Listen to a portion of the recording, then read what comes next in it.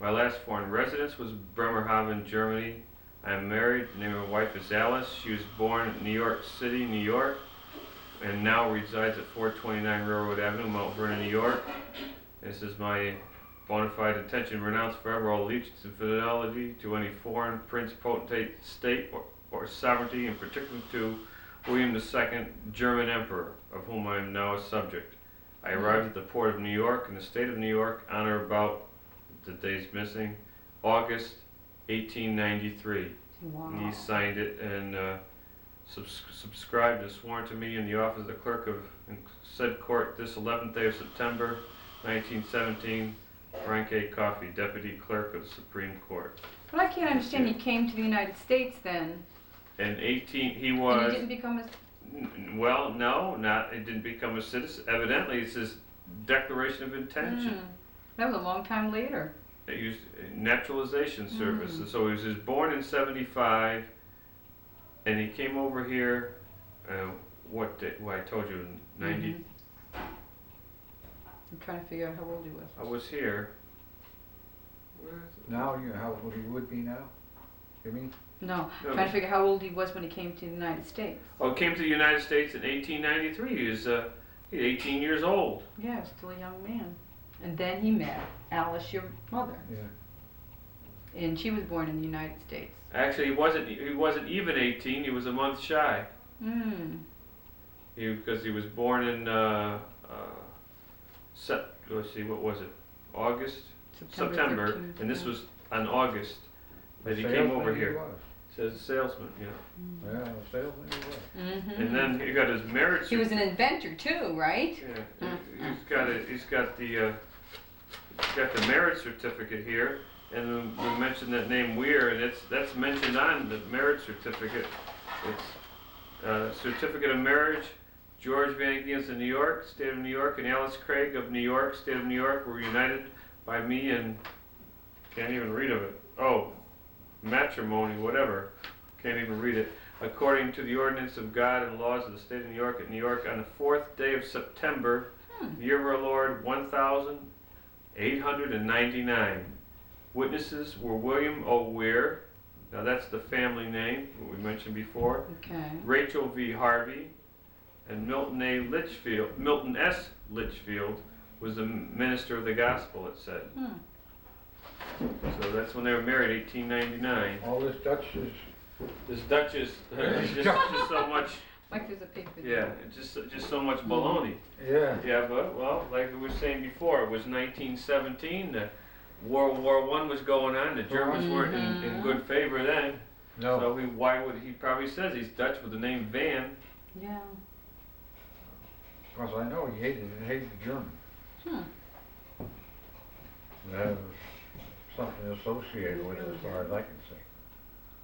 Well, he didn't have a very good time, and in 18, wasn't even 18, he came over here, so That's he'd tough, been sailing, well, he'd been sailing around, if you said He he'd was been sailing around, independent, he'd been to other ports and stuff, so then you learn quick when you're a You kid and remember you've your been bounced grandfather. around and stuff like Yeah, that. you remember. Yeah, not too much. I don't, there's pictures of him with Ronnie Miller, who's younger than I, and it shows him standing there. I don't ever remember him being out of bed.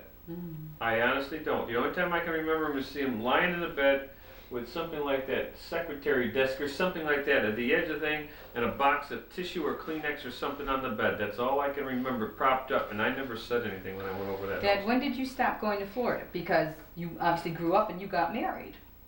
When did we stop going to Florida? Yeah, well, how many years, how often did you go down? Did you go down every year or what? No. We went down in 22, maybe 23. I'm not sure. I'm 23. I know we went down, let's see, I would be 16 years old. I think it was 1925 or 26 when I drove to Florida without a license. Just got out of the hospital. Is that when you got that injury? Yeah, the abscess or whatever it was. And I went in the hospital in Fair Week, and I got out Thanksgiving. Danbury Fair Week, I mean. Danbury Fair Week. So you were out Thanksgiving, you were in there, if the fair was running right around, if it was still running September, October, you were in the hospital for about 7 weeks then, or maybe 2 months. Wow. Yeah. And I was sick along quite a while before that even. I should have died. Because before I got sick, I weighed 155 pounds. And when I got out of the hospital, I weighed 95 pounds. And I had a nose on me about like the suspenders on me, and like that, with the suspenders down here and the bones sticking up. And Blasey and Cerrone came in, took one look at me, they just thought they were looking at a ghost. That's terrible. And so how old were you when you got married? 22. Would you get that, was that injury from messing around?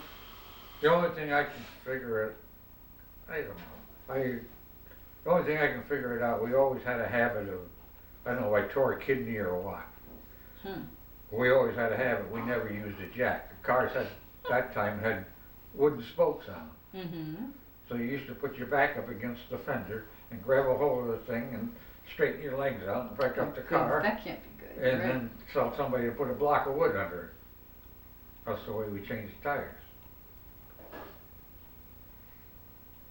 So, no, well, I went to the movies that night, felt nothing, came home, picked up one oil crate, a bottle, and brought it inside, went out to get the other one. That's the last time I moved, they didn't bring it in. And they put me to bed.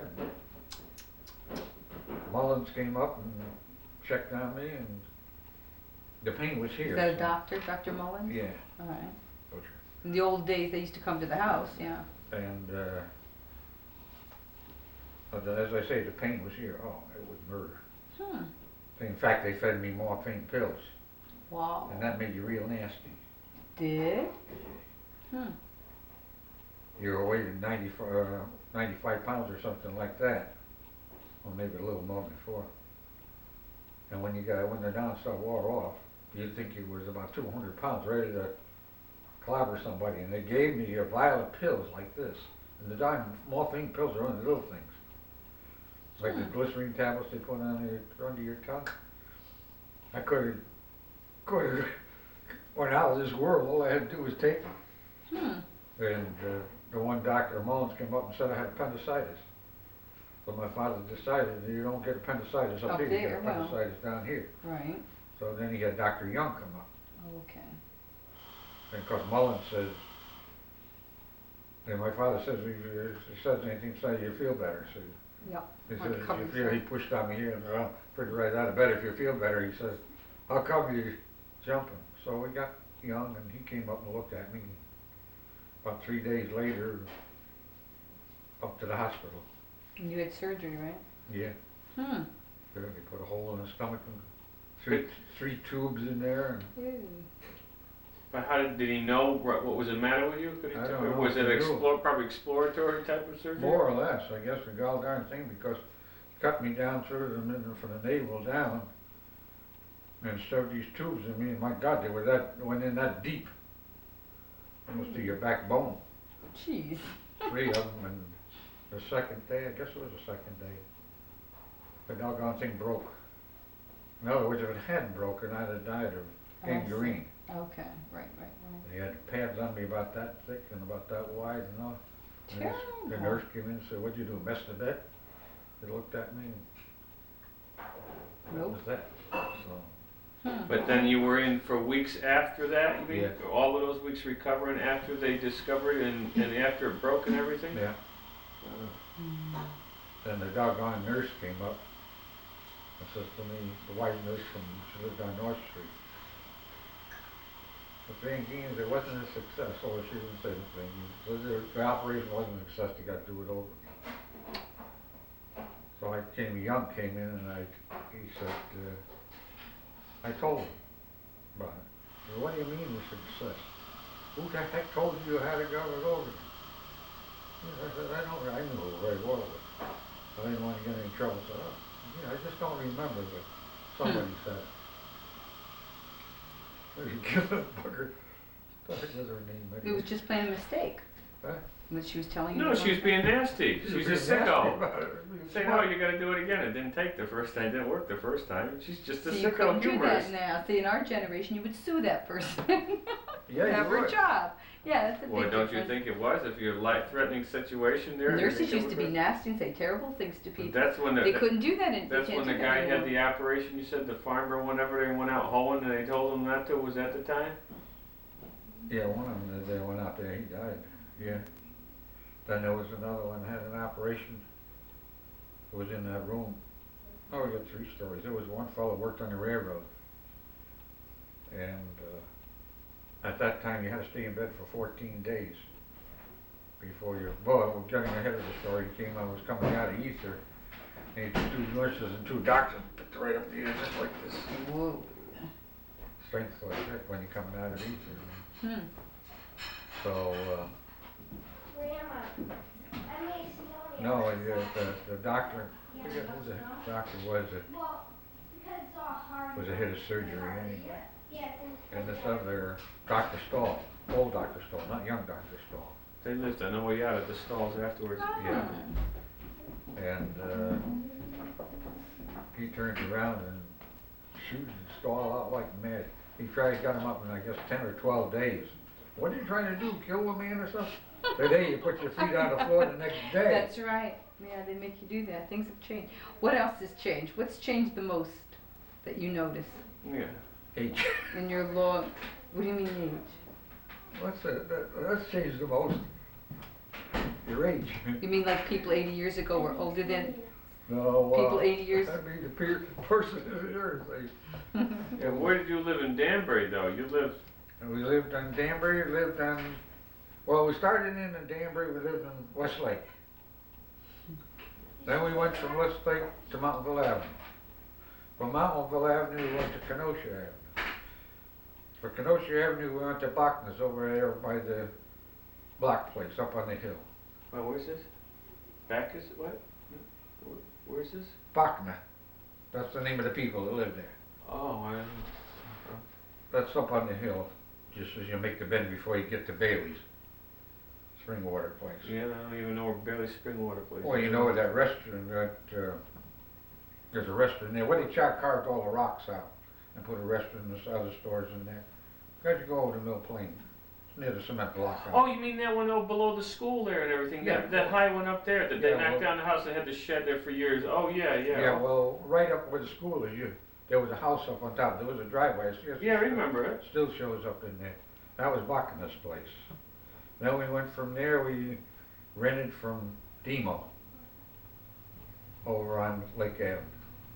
Then we built the house next to Demo's, the Dutch Colonial, next door, and we moved all the stones around there with a stone boat and a hubmobile as a tractor.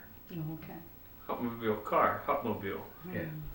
And I built the foundation for the darn thing. I got all the rocks and made the foundation. We dug it out with a horse and so forth. Hmm. And we never knew anything about building a house. The house, the son of a gun, still standing there. Then we built a gas station in front of that. And that was the first gas station in Danbury. Not the first pump, first gas station. Mm-hmm. Not at the street, yeah. Then we built the other gas stations across the street. So you did a little bit of this and a little bit of that, And then didn't we, you? of course, we had the oil business at the same time. We had the bulk plant over by the fairgrounds. Mhm. And we had gas pumps all around Danbury within a radius of about 25 miles. 500-gallon tanks in the ground, pumps and all. There were more, you mean there were a lot of pumps that were Yeah, spread around? yeah, we put pumps in right in the farmers' yards. And you had tractors and so forth. Uh-huh. Oh, so you would fill, you fill those tanks? Yeah. You go around filling, oh, you own the tanks and stuff like this for the farmers to take their fuel, I see, oh. Yeah. And then we had 50-gallon drums and 275-gallon drums for oil around Danbury and so forth. What was the hardest work you've ever done? I didn't know there was any easy. You had a restaurant for a while, didn't you, someplace? The tourist home. Well, oh, you mean the restaurant with my mother there, you mean the hot dog story and the ice and the trees and the needles falling off and stuff like this and. Millie and I agree. That we built our 2 gas stations on the other side of the street. I used Look to, at that. You won't be in the picture. Just Wear the two out, of them. wear out a pair of shoes No, look, baby. about every 3 weeks Yeah. to run around on the crushed stone. See, did you ever see somebody, would you believe that anybody could, one person could run 3 gas stations at one time? The No. people that would be over here, the people be over there waiting until, and all at once they drive out. That was the most acid. You mean they weren't in the same place? There was like one across the street or Yeah. what? Three one different here, locations. One across the street, one down there, And you had one person taking care most of the time. I love Sometimes it. Billy would pump gas, sometimes Gertie would pump gas. Oh, funny. Once in a while George would pump gas.